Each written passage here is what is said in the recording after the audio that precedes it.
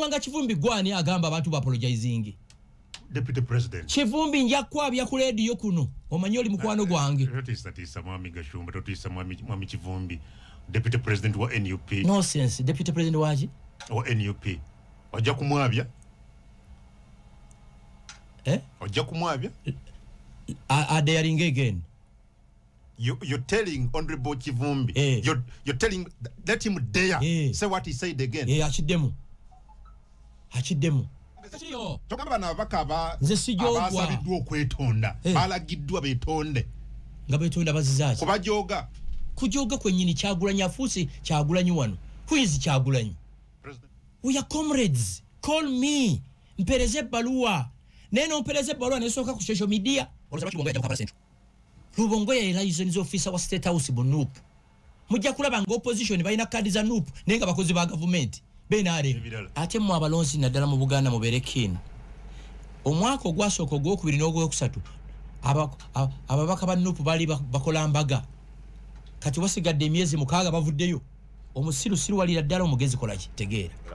Yenze Haji Arun omusomi w'edduwa asangiwe Bulumaji ku luguudo lw'Ejjinja kola ku bintu ebyenjawulo ng'emuli endwadde zitawaanya abantu ababulijjo kola kwabo bonna abalina ebizibu mu mukwano bw'oba olina ebizibu mu mukwano jangu gyendi neeyonera nsobole okumalira ensonga kola ku mikisa egy'emirimu kola kwabo abaagala okugenda ebweru muntu ng'okozesebwa amajiini okozesebwa saitwani ebyo byonna mbikolako osobola okukozesa ennamba z'olaba ku screen. Wiki mpya brand new week beera ku nekyokola mulwadde mmere eddagala muganda wange ekirwadde kyonna kyolina abantu balina siriimu balina pressure balina ebirwadde ebyenjawulo ng'olina okuba ng'omira eddagala mira obulamu olina okubufaako osobola okubeera nga obusigaza ate ggwe akolakola munnange obulangira bw'omunaku kwekolera ate akole n'okulya taalyenga. Entuga ye program ebetandise Adam Kungu gange mbane mwami Frank Gashumba kuva mu Council for Bavandimwe kuva mu Simuka Uganda n'ekisinde kya PLU binje biri mu ggwanga leero program yanjawulo mu tugenda kubeera nga tukwala ku nsonga nyingi nnyo nyini ddala kitalo ekya Afande Sam Omara afudde olunaku olwaleero saa zibadde nga 2 afidde mulago yali yawumula police amujjukira nnyo biseera biri ebyobwegugungo kwekwekalakasa ensonga za Dr. Kiza Besigye ne bambirero afudde kitalo nnyo ddala ekya Afande Sam Omara mbadde njogane mutabani we Afande mutabani we Sam Omara Junior nga nzijja wano naga nti afudde ekirwadde kya kookolo kati balina enteekateeka ya police gyegenda okubanga ebawa bajja muzikatororo mu kaseera mu biseera banawuliziganya naffe oba banatutegeeza later on naye nga mu birala kyaddaaki twalabye ababaka ba parliament abamu okuva mu kibiina kya National Unity Platform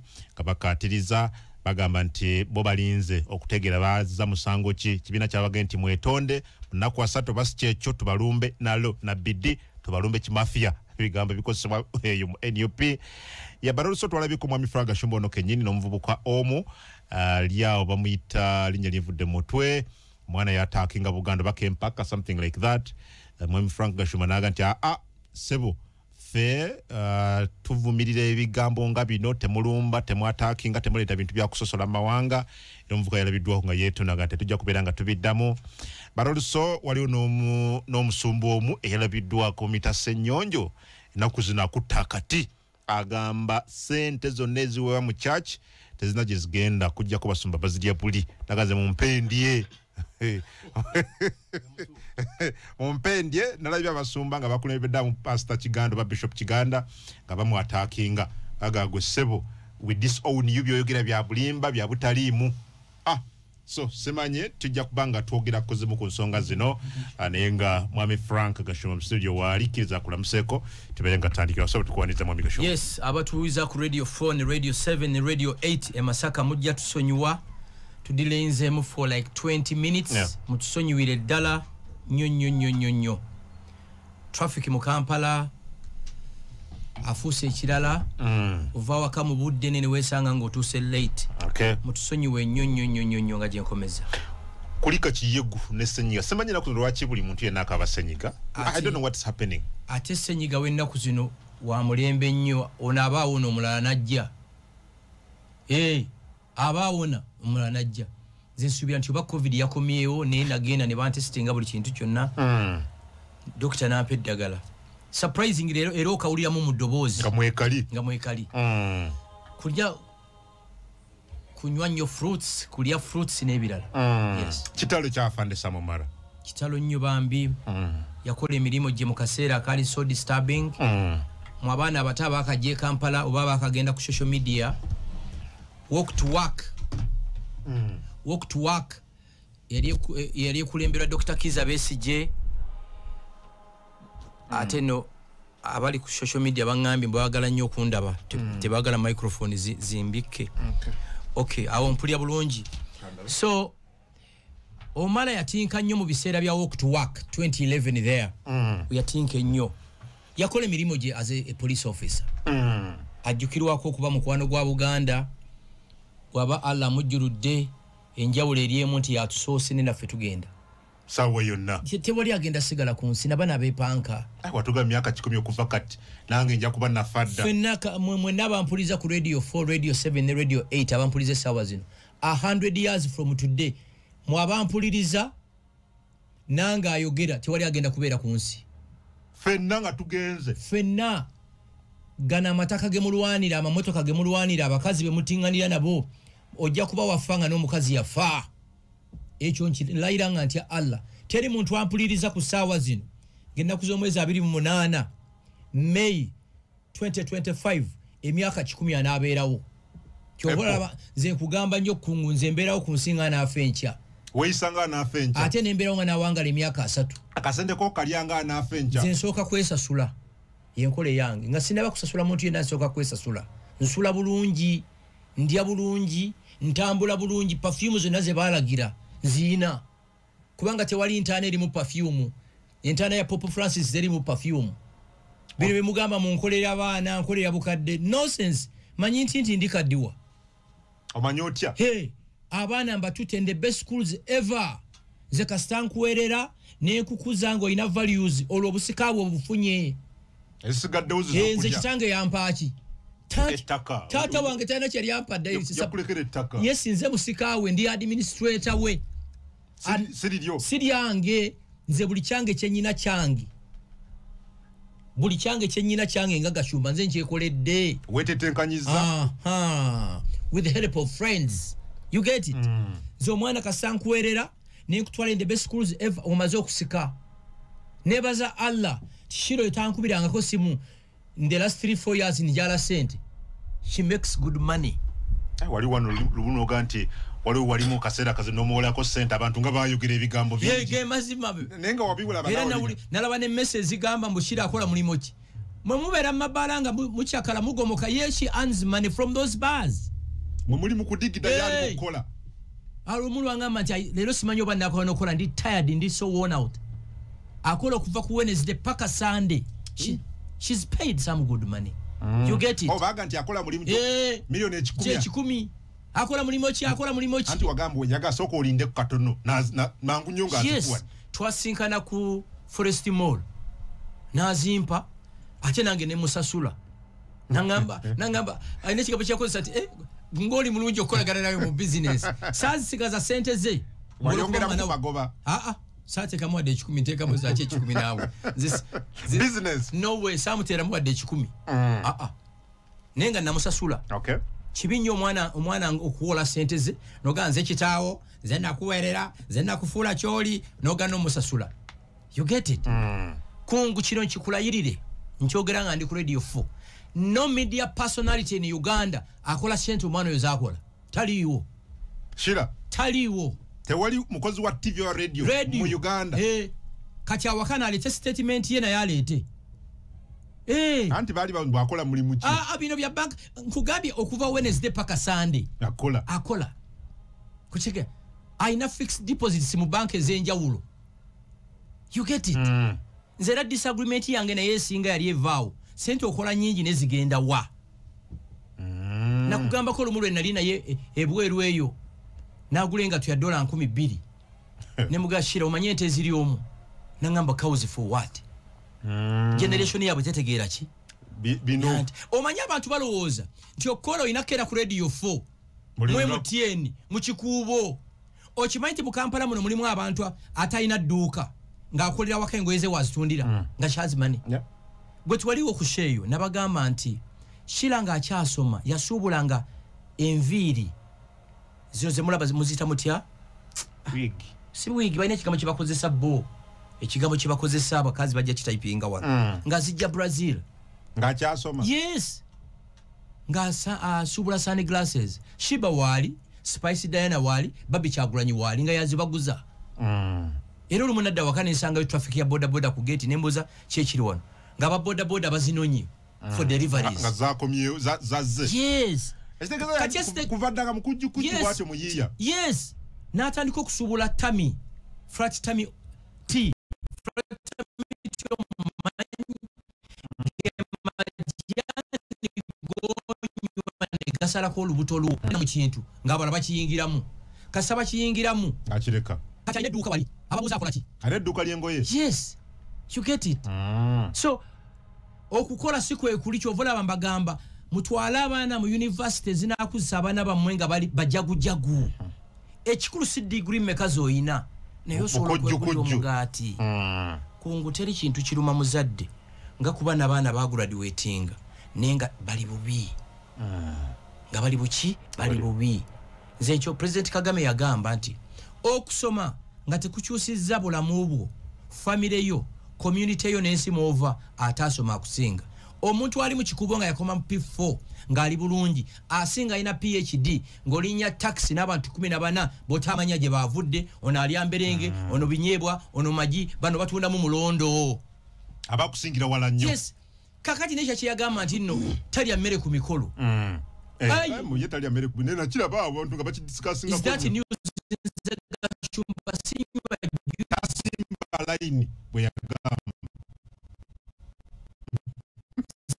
shumba simba bisinywa wa ndaira nga ntya Mungu njagala omuntu andike ekifaninga gashuma ndi kupata juice ku mikolo kubanga simanyi ya mutegese wa cafe Javazi munywa lwansonga eriemu cafe Javazi esiko walinga 99% mu buli kintu atekera gwe boba okola ekintu ekitegeza nti n'omulala akikola gwe gwakikola kati nze nyina abawala bemmanyi oba abakazi bemmanyi oba abantu bemmanyi ng'ekika ky'omwenge bwe kibwe tabeera otanywa akugamba nze nywa wine kikabwe ekiti nywa champagne kikabwe ekiti bwe kiba kisiriiwo naye gwe obeera otya ku mukolo nga buli kye bakulesa enkulya nonywa soda mirinda fruit ku mukolo nonywa Coca-Cola nonywa Pepsi ne baleeta yogurt n'omunywa ne baleeta chai omukalu n'omunywa ne baleeta Nile special n'omunywa ne baleeta Bero n'omunywa buli kika ky'omwenge oli ekijjo yiwayo buyiyi kitaffe yatuyitanga gwe nkulya gwe buli kimu you get it je bali abantu bwe bali n'ogenda ku mukolo oli n'asanya emmere mountain goni najuza waliwo bapitako ku seto wali mu office yange ngalo mukwano gwange azavudde Masaka ne mugamba tugende fena gwe kungu omuyayi yasene emmere self service omanyi mountain erigoni ngali across sosola mulaba mtu emmere bweti hip kati nange neneefulanga ngali ku simu n'enfuluma ebiseera byo red paper yali ekubanya amawulire nga bibankubanga ninanye suwani emmere bajja gashumanga muli omusajja yasiba emmere yali emmere kati netuddayo awakeeka wungeezi ffenna bwe yali asiibula enkeera olw'okuba yalaba ebyokulya bingi ne soda n'amusiba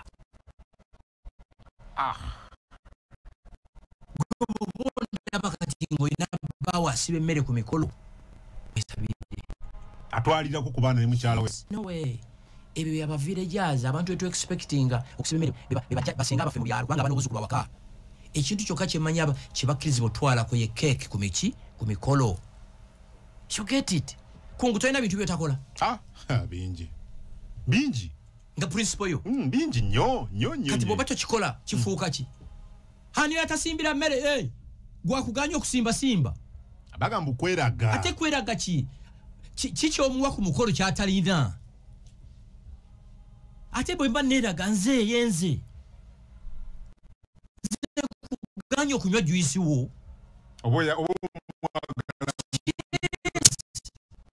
kungu waliwo abantu basula obogerera bubi abasula mu ndongo mbaganye ageze okubesa asubatu muyingira sasi gyayagala yeddembe lye gwe toli musiraamu lwaki ogaana omukatoliki okulya embizi Mbizi ya bamanyi. President yagamba nti omuntu embizi agenze mu kafunda giriridde matamagi. Akuyingiridde wa? Kiringa ngo mutabuliki batema empale. Nze muganye okutema empale. Nze lwaki kwamala empale ateme empale ye. Tebikwatako. Kiringa ngo kyala makaga gomu katoliki. Chance ziri nti waliyo beru. Obane special. Omusuubira. Neba omero ebidde. Kiringa nga omukolo gw'abasiraamu omukyere. Mpeke ya nabi. Mpeke yaki? Wali abajita mpeke ya nabi. Mpeke yaki? Bajita wali. Wali. Mpeke ya nabi. Bwe bajita. Buli muntu alina eddembe lye. Okola kyayagala. Yes, eno Uganda yensi esingamu emirembe. Amabala abana basula babuuka. Gitanga ennyana. Nayise kulawo nga nzikirya lugogo. Gwe. Oyinza ogamba nti namugongo. Saba nyogo kyo. Emotoka. Dembe lye. Bintu ayine dembe lye. Kiringa ngabo ogenda ku beach abana bagenda kwesiba bikini. Goba tuyagala kulaba bubina bulibe balagira. Togenda yo. Ntegera ndo. Dembe lya muntu. Waliwo abantu abagala abakazi abanene. Siwe kiri. Waliwo abagala abatono. Waliwo abagala abampi. Nze lwaki oyingira mu dembe lyange nze gwenjagala. Wo. Nze gwenjagala. You have no right. President yagamba acha tukirizibwa dokuntisatiza. Gobo ine dembe lyokuvuga boda boda liko stika ya Kyagulanyi. Lwaki omulala talina dembe kuvuga stika liko General M. Koba President Yoweri Museveni. You get it? Dembe lyo buli muntu alina right ye. You get it? As long as dembe lyange teri inconvenience nga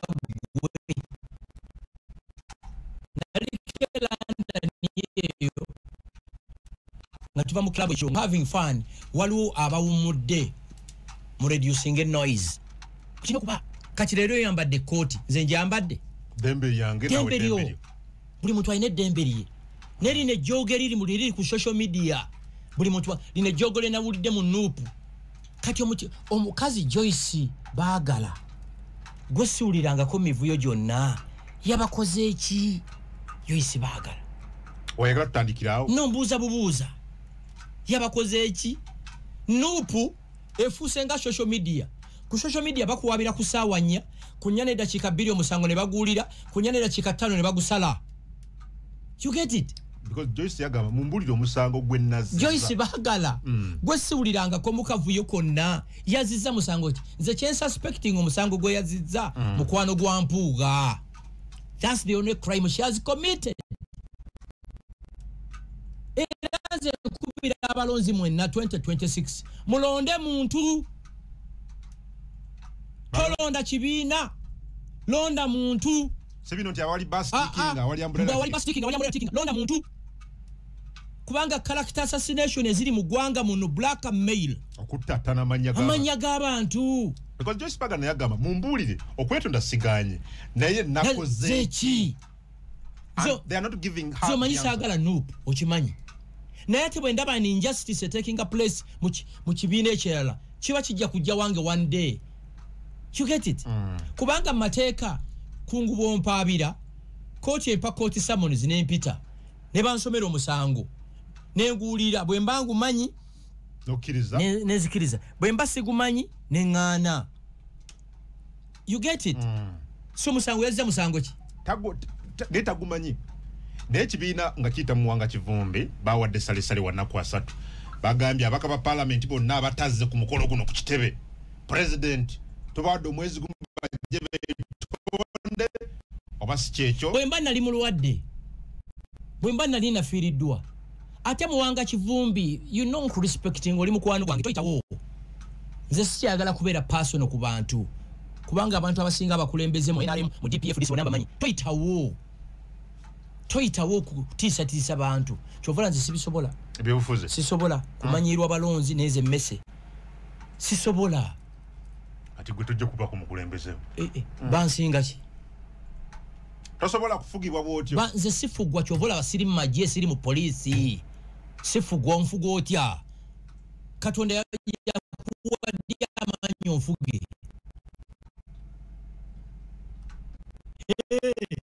sifugwa kiba siri mu magye oba poliisi tofugwa sifugwa macha free liberties ndimu tobali swagenda kusaba balonzi kalulu omulonzi ayina oluwumu awunyanga embwe envundu ngambuza ogenda tukolera ki kunaza nkukute n'amanyo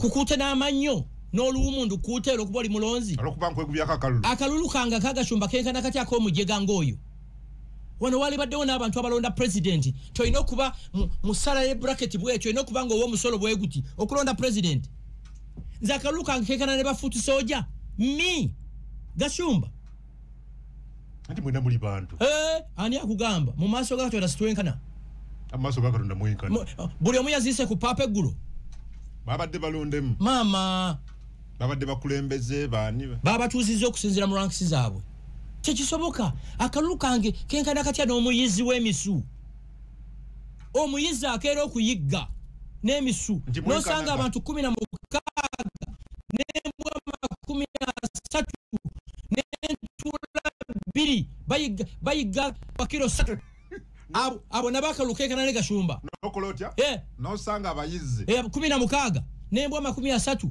n'entula 2 bayiga omusubakiro 2 batuse kilomita 2 oya akalulu kenkana nange tekiriyo ate nyambiddwa tewali mukolo gwe ngendako nesitula ku first roll oba second roll ku mikolo hani wava munno mulonzi talonda wava munno ali mu byabufuzi abantu bonna benegoma mu Uganda muno be bametta ba mukwano bagakani basudiru pareya bava munno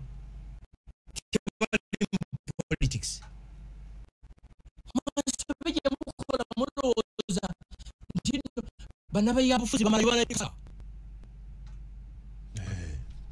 ogaito yaga kumanyibwa n'abakulembeze tokamba bana bakaba abasabiddwa okwetonda balagiddwa betonde nga betonda bazizaaki kujoga kwennyini Kyagulanyi afuuse Kyagulanyi wano who is Kyagulanyi president when UP kakati awo nno oba balaze empisa ezo nga tebana bafuna buyinza ala n'abawo buyinza kyovola tekiribeerawo anti baga bantu bava ku mulamwa gw'ekibiina lwaki ekibiina kye kisalira wani anakwata tiketi muleka abantu nga mwenaalemu abantu bakole ki basalewo bakubakalulu yes mulubongo yagenda mu Kampala city gundi genda mu kifo ekirala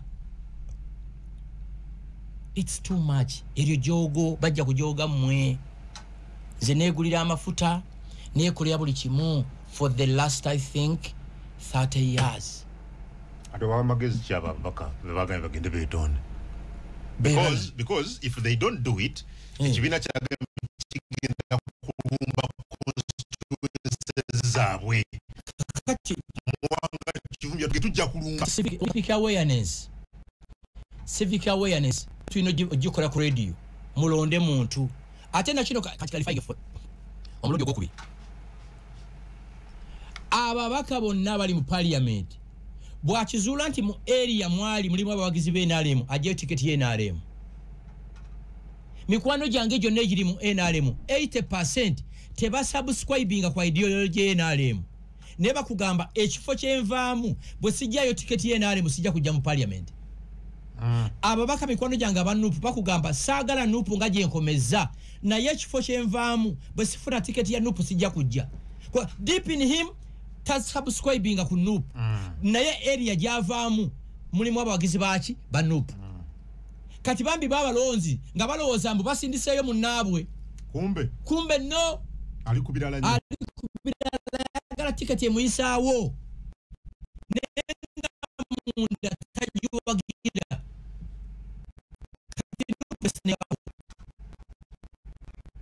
kati dictator agala kukyusa bukulembeze babujjako Kyagulanyi ashuwa naso kyomaka tekujja kuwera enako 10 n'ebirala ate mu abalonzi naddala mu Buganda mubeere keen omwaka ogwasooka ogwokubiri n'ogwokusatu ababaka ba nupu bali bakola mbaga kati wasigadde emyezi 6 bavuddeyo mirundi yakolanga bwati omusirusiru walira ddala omugezi kolaki tegeera oba magezi ki abaki balonde muntu si kibiina abaweddwa ultimatum sale abawereddwa baba azimba branding eza bakontinue wingi baba uzimba katika kya bagende begayire kangalu court netuula bwe within a second omusango bagusaze ekirala kungu Museveni obo mwagala bato mwagala atusinga ebintu bingi. Museveni nebwa yawukana n'omuntu tamuwerekeza bivumo. Kireko rekodi bantu bangi abapatinga ne President Yoweri Museveni. Naye ku mikolo gyabeerako bagikola ki? I know it from a reliable source. Major John Kazola bwe yapatinga ne NRM. Museveni from day one ng'asalawo amagezi okumuzza. Era ne medical bills zonna government yazifuutinze. Ne mu kuziika walabye nti Tayebwa yali president. Mwe Nuupu lwaki temuyigira ku bino? Oba mpuuga mu mugobye mu kibiina kyammwe. Lwaki mumuwerekeza ebivumo buli wamu walaga? Why? Oba omukazi anobye ewuwo agenze mu kazigo ke, lwaki naye omusangayo? Kati kankuwa example, waliwo omusajja mu kikubo nga n'ebizimbe nga bina. Mwerabidde erinnya lye. Kati waliwo n'abasajja batoolo. Yabakwatako nga babbye ebintu mu dduuka ali bino nga bw'omanyi okuzannyazannya. N'agoba omutoolo oyo ku dduuka ali. Kati omutoolo n'agenda ku dduuka ly'omuntu omulala nga gy'akola. Kati nawo najja n'amugobyawo nti ono yanziba ewange. Omutoolo n'avaawo awo n'agenda awalala nawo n'amulumbawo. Mbu bwali ku makya omutoolo yattemu omusajja ejjambiya. Bagenda omutuuse mulago afu. Ayekyaye omusajja omutoolo. Yekyaye. Mpuuga mumugobye mu kabiina kamwe. Mumwemudde, mumuvudde, mumukoze buli kimu kyonna. Mumugobye mumwesonyiwe. Museveni yenga tabikola ebyo. Bana abasajja bapatinga nabo yali nabo mu nsiko. Mu nsiko era abasajja bo mu nsiko bo batumukunde bakayihura batinyefuza bo bayina ebyabo bibabondinga. Mwe lwaki muyigira kwabo? Okitegedde? Omukazi omugobye mu nnyumba ey'amatiribona. Apangisiza akayumba kaleerwe. Afunye omusajja omupya ate naye omulumbyeyo. Eryo lye jjogo lye nkugamba. Ffe musaayi gwaffe situjogebwa. Ffe kitaffe yatugamba nga from day one temujoganga bantu naye temukkirizanga okujogebwa. You get it? Kitaffe yakiyisanga bano batujoze batufuyisiza n'omusulo mu nnyindo. Bwe yayogeranga ekigambo ekyo nga mumanya zigenda kuvuga olunaku olwo. Mutujoze mutufuyisiza n'omusulo mu nnyindo. Mpuuga mumugobye abantu kammwe. Mumulunge bw'omujali. Kati mugamba mikwano gye bapologizinge. Mwanga Kivumbi gwani agamba abantu bapologizinge. Deputy President. Kivumbi nja kwabya ku radio kuno. Omanyi oli mukwano gwange. Tisa mwami Gashumba, totisa mwami Kivumbi. Deputy President wa NUP. No sense. Deputy President waji? Wa NUP. Ojja kumwabya? Ojja kumwabya? Are daring again. You're telling Honorable Kivumbi. You're telling, let him dare say what he said again. Achidemu. It's too much. It's too much. Politics of hate. Politics of blackmail.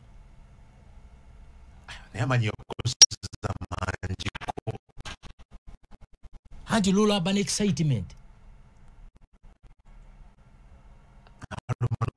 Tubamanyi wana abantu abali ku payroll za government. Tubamanyi. Befula abatuukivu ku TV bafuti soja nga mufa. You get it? Ne coach no mubbi ne madara a rapist a robber bamwa the right to be heard. Cheshate sawa makoti kungu bebachuzinga nti kungu waso omuntu oweebwa obudde naawe ne we defendinga sikusala obusu tikungu yassesa mola ate omwezi gwe baba wadde guno ekya lwaki onsamoningira ku muzindaalo okukwonoona ojjukira wano we nalina olutalo ne bagundi bano bamawanda kwe kyava. We are comrades. Call me. Mpereze ebbaluwa. Neno mpereze ebbaluwa nesooka ku social media. Sinenda kugifuna. Nange mbasina alternative to fire back. Nina kugamba nti eno yenale. Museveni yabagamba baba by 2026 tewagenda kubera opposition. Oluzaba Lubongoya ajja kukabala central. Lubongoya ye license officer wa State House bu NUP. Mujja kulaba nga opposition balina kadi za NUP nenga bakozi ba government. BNRM.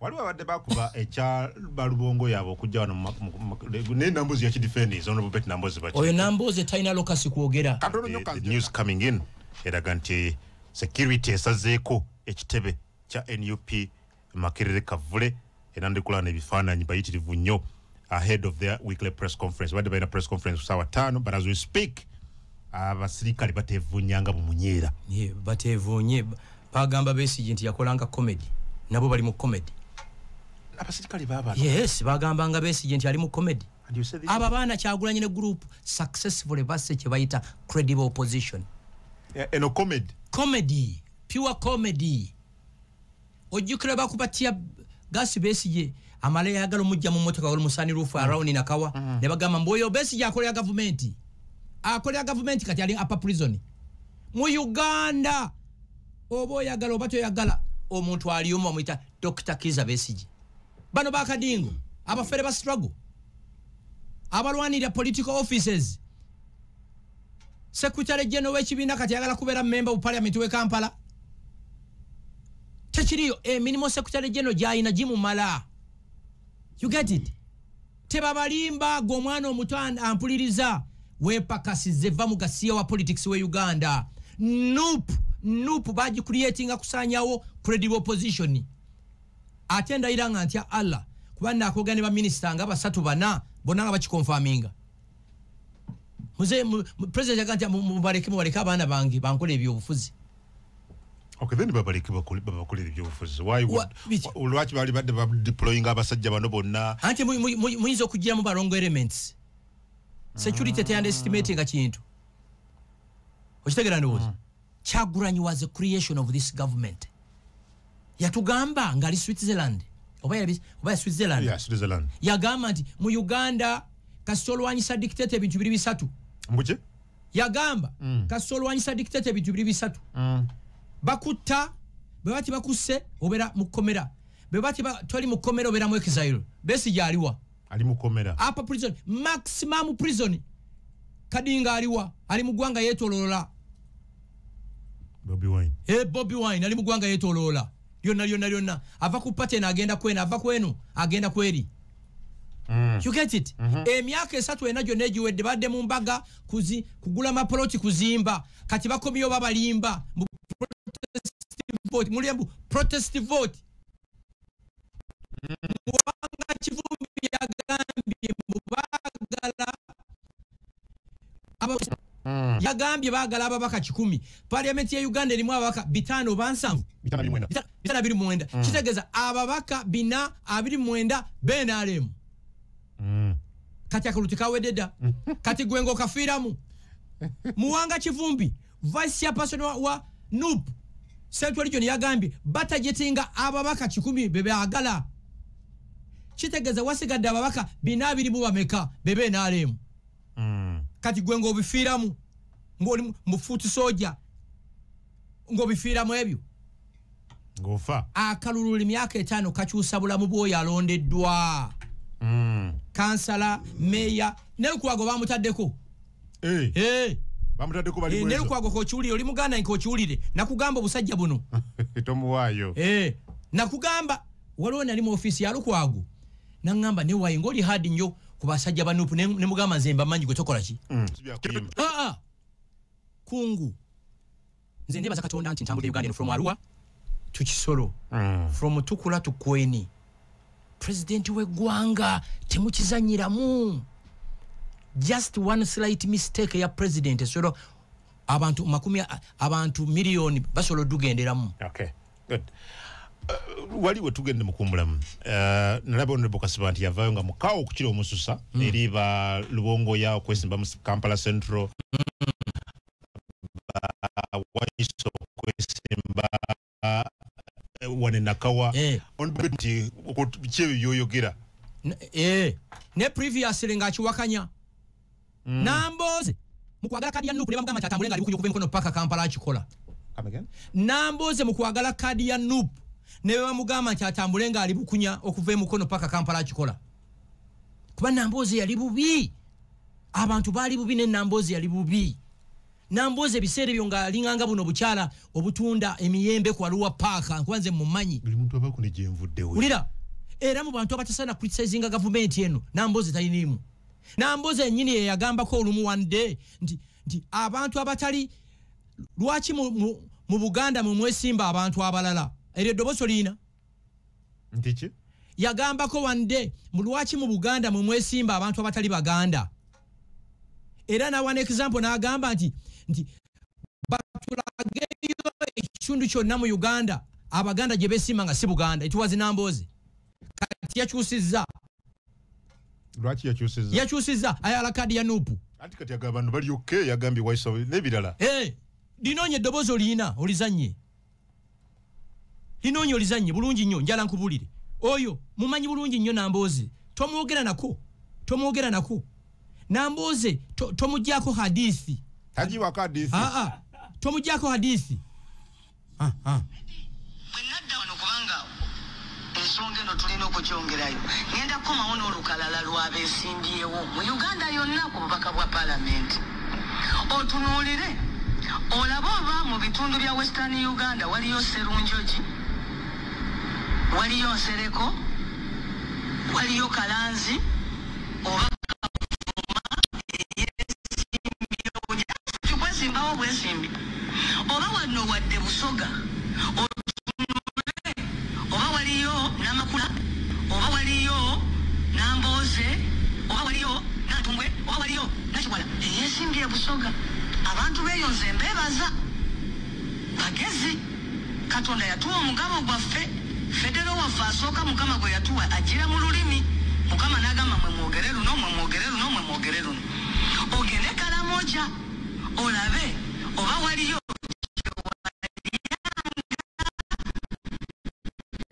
oba waliyo Kavuma esimbyewo oba eggulu bwekityo mumambuka ndyoke kusomere n'olukalala lwa wano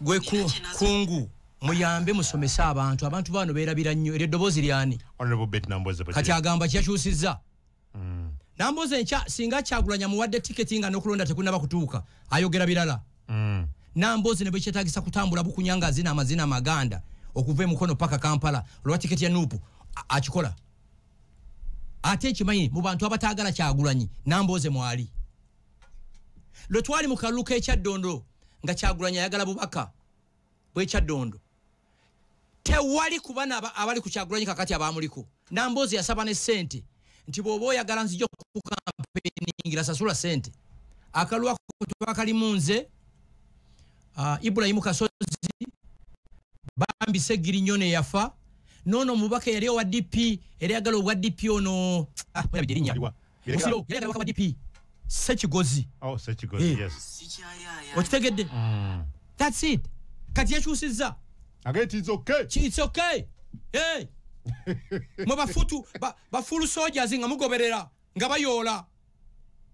bayoola ndagayo muganda wa Namboze ali mukomera Namboze ojjukira bwe yalimba wano mbu yamenyeka omugongo government nesasula 1.2 billion nali ku NBS ne mugamba Namboze damo government omugongo gwamenyeka akyatambulira ku miggo Namboze bwe yatugamba mbu omutemu abadde amutidde mu nyumba ye Namboze hatize banankola kyabo banamboze naye yali mulwadde yali mu America eyo nga jjanjabibwa olanya bwe bani abakunga bekalakasiza ku mudwali olanya yali mu na Uganda Namboze yali azanya Feze Femba ye yokuna akomyewo alagembu tanda kuona kubanga omujjanja byajjanja Namboze bawe $7 buli lunaku obijjawo mwami Gashumba anti fe twakula ku mulembe gulinga abantu bategeera $7 buli lunaku be millioni yezi omujjanjabi wa Namboze yali bawe bawe twagenda kibalanga Namboze government ebutadeko 1.2 billion nakoma ate ne yefuula mbu omukono mbu omugongo gwateredde ne omukono guliko ekizibu omusawo fixing omugongo nalemu omukono obuuza kibuuzo omusawo na fixing omugongo nalemu omukono bwe namwambula takyatambulira ku miggo era nze ndaba program ezamwe ku NBS neseka n'okuseka nenga singa mwandeese singa mwandeese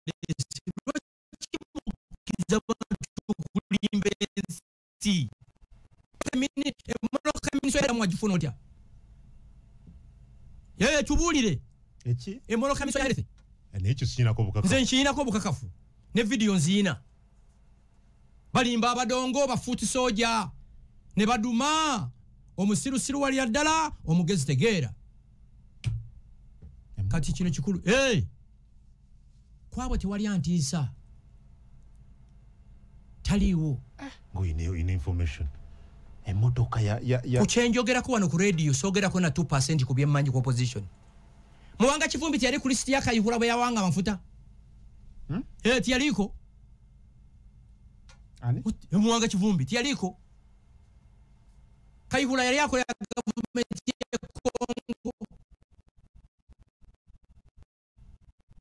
yali ajibu wa Uganda so abatukivu simate vote yo na kuleje ne bagenda kundala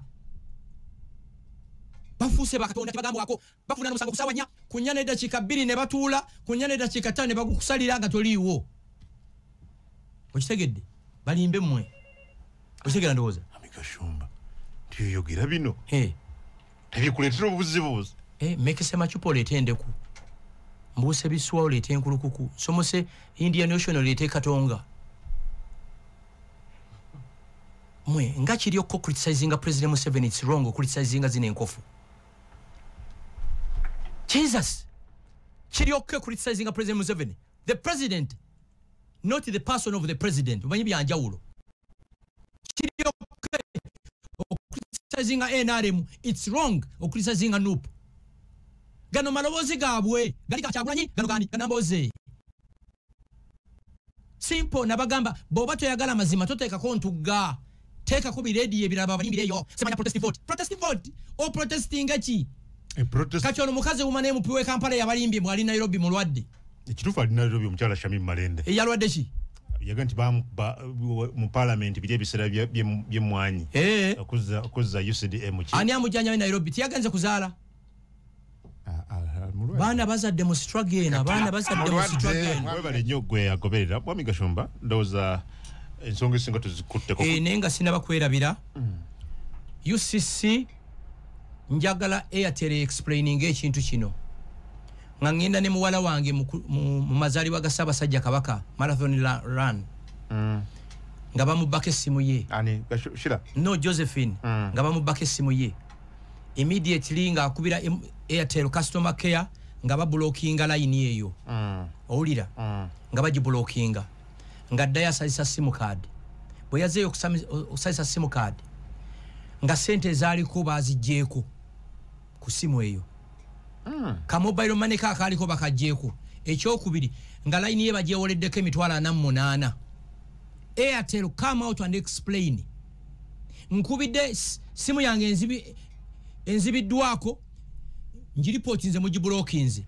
abya simu yange obusente bwange bwembaddeko nabo abujjeeko yewoledde na emitwalo 48 Airtel you must come out and explain UCC memutwala communications companies ukwano gwange nyombi Airtel must explain that is worrying them era mu aba TikTok mutememuka na akantu nagenda naye ku macha mu marathon run agenda kukebera mu nsawo ye buno busawe batuwa uno okuweka ku mugongo ngomu yakasaze simu bagitutte immediately nakubira Airtel ne ba blocking line eyo yagenza okusasa simu card nga sente ze yina ku mobile money bazibbieko nga ate namba eyo bagiwoleddeko emitwalo 48 yakitegedde atya namuwoleza emitwalo nangamba ko Frank sakugambye sente emitwalo gyowereza basitemye ko tinyire baja bitwala 48 so Airtel you must come out and explain ate sigwe gusose era nze golaba ndi mu koti na Airtel ku kintu bwe kityo yes ndi mu koti nayo jigena myaka nge 5 Airtel babeyo banyonyole otherwise nave tusobola okosa platform ngazi no tukunga abantu apa customer yes bagamba naye abo tebasobola kukuma bintu byammwe nze basharinga ko all my call data era tuli mu koti nabo nekino kiri very unique omwana report nza simu yenti ebiddwa obusente obadde ku mobile money babujjeeko ani abana access ku pin eno Airtel ekyokubiri oli ne yewolera ke emitwalo 48 ku line eyo Okitegera kati kitegeeza simu yo kuddamu ku receivinga sente ayina okusooka n'asasula gye emitwalo ameka 48. That is so worrying. You get it? Ekirala nakyo kikulu. Prime Minister Nabbanja webale nakulaba mu meeting ng'otabukidde ba contractors ab'omu Kampala. Naye Prime Minister wa Kampala Hanifa, Minister Kabanda, ne Executive Director neno mukambwe Executive Director nayenza okubeera mulwa Jennifer Muziki. Batwek njagala ba contractor wala basiyede kwa zweri ekuba yerikirira neriko ku mistiri oba ku nsambya police barracks waliwo katanawo kebali mukola kagenda mu mwaka mulamba katano just katano kagenda mu mwaka mulamba okakola mwaka mulamba emmolo katochasola kuva ku CID headquarters nokirya nogwa ku police barracks ensambya oba ku mistiri oba no joininga RNL Montegera ndozo kubanga video je nabyenga Prime Minister mukambwe nnyo nga sebo ba contract bagamba nti balina machinery Nabbanja yatabuse babeerawo mwafuna mutya contract siga tebulina the capacity kankuye n'ekyama zino round about ziraba ze bakola kati ku speed nga wano running period bali bagala muzayina kugwa 2027 Nabbanja n'atabuka n'abagamba bwe mubati muzimaliriza now you are losing the contracts omanyi kwa kiva company emu bajiwa contract zo mu Kampala ng'ekyusiza bukyusa manya. I want someone to explain to me just katano ka bridge ke bakolera mu nnaku mukaaga kagenda mu mwaka tewali afaayo vawa ne wamagambo ku CID headquarters kirira awo tokyayitawo. So Executive Director wa KCCA Minister Kabanda, you must come out and explain kubanga traffic yo gemula mu Kampala ava ku nguudo ezikolebwa ekirala lwaki ebimoloka bya kasasiro biyola kasasiro emisana kasasiro all over the world bamuyola kiro mbadde nzija mu Kampala ku macha nensanga ebimoloka bya KCCA biyola kasasiro nga bikoze traffic wano genda ekibuli. You get it? Ekyo kyekyange. Okay, ndoza muulidde bekikwatako mbeko ne kyemukola otherwise mbera jagala funa ku but if I do that mwamiga show omaze banga wano nga we mulugunya ku beita abasumba oli omusumba munabwe bamita Senyonjo is trending so much yayogedde ku bintu bibiri soka mwe yabadde n'agamba nti ayisa abasajja n'abakyala bagende abayina ebizibu babire mu nsiko babiwerere walenyeeze n'abajja kuddaga biweddewo abatazaala okusinga yagambye atya abantu abayina ebizibu tozaala tokola ki basajja n'abakyala ebayise emyezi ena nga bali mu nsiko omukyalo ojja nga toyambadde oba bimpi bwebiti bagende bajja kumawo nga bazaala ekyokubiri ayagala bameketa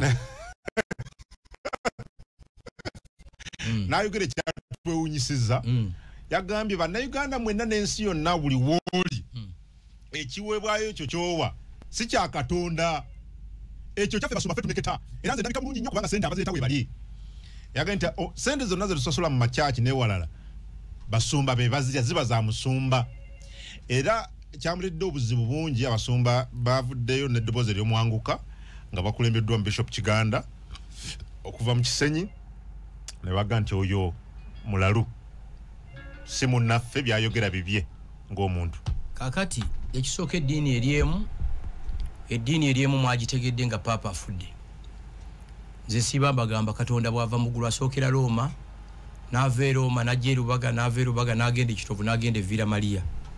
President Museveni yagamba nti sisinkanangako Katonda but at least na shaking omukono gwa Pope. It speaks volumes. Okay. Mwalabi sense of organization nga Popo. We are very organized. Francis Ngaziki. Very, very organized. Eranze gulu beri baje eriri nja kuyita mu Lubaga. Tugende mu gulu. N'amawuli gensembi okufuna Papa yatuusedda mu gulu. Yatuuse mu mirembe yayaniriziddwa mu bitiibwa byonna. Papa Francis bw'abatali mu gulu ani alirimu. Humbleness ye. Walabi akatanda kwa dasula. Papa Francis bw'abatali mu ggulu ani aligenda mu ggulu buli bayo nziramu obulamu wadde living obwabanaku okubuildinga bridges okulwanyisa entalo namulabanga anywegera engatto za Salva Kiir wansi ne Papa Francis bw'abatali mu ggulu ani alirimu owulira obulamu obwekyetowaze ate kyasinze okunuma bonna abakungubagidde Papa Francis their lifestyle is the opposite of that abamutendereza bonna botunira obulamu bwabwe buli ngabo tunira ekiswa n'olusozi Mountain Elgon kati kyo ngambye nze nakugamba oyo ye pastor kyoyo Senyonjo pastor Senyonjo mutuufu ku kyekimu ky'ekumi bali akiriye mbukyabwe bali njala bakiriye endiga bazimalemu obusiru bakiriye nze era pastor yena nkwegayidde buli sente y'endiga girire ddala tosobola kwogera bwoti nangwa migashumba kiringanga omanye endiga tezina njawulo n'abafuuti soja entegeera yemu actually ngoyalo kyayibwe yogera ku bapastor oyogere ku bannabyabufuzi kakati oba sente tebali andye batulaga accountability mukwano gwange respected pastor bamuyita pastor Emma aliza nawo yangamba nti Bible egamba nti abantu bali wange ekimu eky'ekumi kiri yanjulirwa kerezia oba kanisa titwafunye milioni 10 tuzikolere ki njala mu ndagiro kanisa mu Uganda abantu basente wano church efanagana mu Catholic church eyabalokole mwenyinzo genda comfortably bajita watoto bujingo mwagala nnyo first of all bujingo muganda wange ekyokubiri enjiri ya bujingo eri transformational yenjawulo bujingo akubuli yali reality ekikola ki ekiriwo mu bulamu gwe noyigamu anange muwuliriza ndi musiramu naye mpuliza enjiri ye bujingo enjiri ye eri transformation efanagana ne pastor Joel Austin ali mu America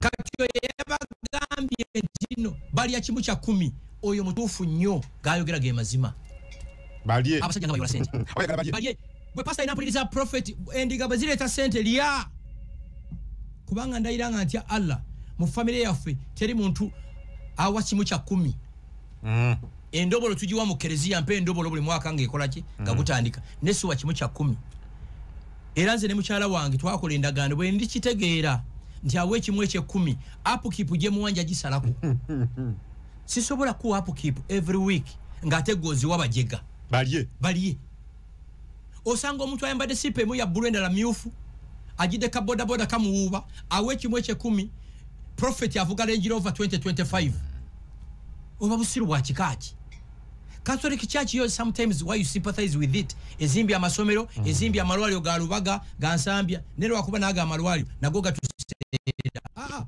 ba prophet bafe mutubulire papa kyadda tebamanyi anti muli ba prophet mulabe bijja maso mutubulire papa kyagenda kulondebwa okumanya abajja bano yalabo nkyogedde omwagenda kola ka video yefulembo ya predictinga sebo mbonye prophet mbonye tubulire pastor papa kyaddako erinnya lye waliwo kwagala nnyo prophet Kiganda ali atya ali bulungi sebo prophet Kiganda jangu wano ku radio ffe tukuwadde program o profesinge papa kyagenda okuddamu okulondebwa naye yansindikira akatambyawo ng'alaga nti papa ajja kufa katonda wa kakati kungu muntu ayinza okuga nti kungu ajja kufa linda kutofe kungu ndemo mwini bebe nisha mtu wanagamba tugenda kusabira enkuba etonye era ejja kukola ki